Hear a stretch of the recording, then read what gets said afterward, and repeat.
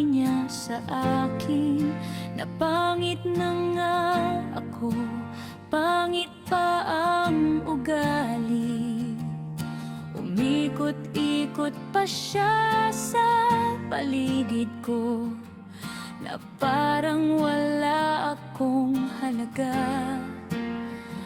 Ngunit hindi ako nagpatalo, tumayo ako at sinabing, hawakan mo lang kahit isang hibla ng buhok ko.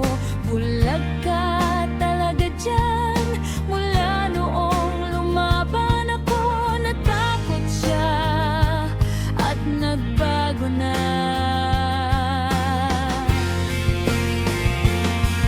Ang trato niya sa akin, naging maayos na siya at hindi na lumalaban pa. Kapag nagre-report kami, gusto niya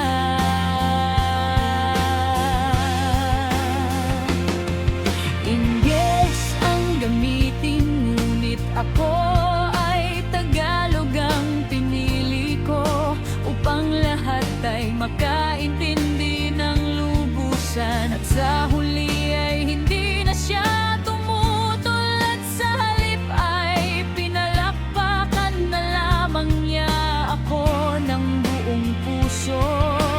Mayroon akong gurong lalaki na paborito ko, kaya naman ibinibigay ko ang lahat ng aking sipag at tiga sa kanyang asignatura. At palagi akong nakakakuha ng mataas na marka mula sa kanya. Dumating pa nga ang panahon na ipinahayag niya sa lahat na ako ang nakakuha ng pinakamataas na marka sa aming klase. At halos hindi ako makapaniwala, dahil ang lahat ng aking mga kaklase ay matatalino naman talaga, at isa lamang ang naging mali ko sa pagsusulit na iyon. Ngunit dumating ang araw sa asignaturang matematika na itinuturo ng aking paboritong guro. Sinabi ko ng tapat na paumanhin po, hindi ko po talaga alam ang sagot. Naghanap lang po ako na impormasyon sa Google upang may maisagot man lamang ako. Sa halip na maunawaan, ipinahiya niya ako sa harap ng marami, at doon nagsimula ang pagbaba ng aking lakas ng loob. At ang aking mga marka ay unti-unti ring bumaba. Nagsimula ng ibang mga guro na magtaka kung bakit biglang humina ang aking pagganap. Kaya't nagpasya akong lumapit sa namamahala ng paaralan, at sinabi kong mas mabuti pang tumigil na lamang ako sa pag-aaral, dahil hindi na ako makapag-isip ng maayos.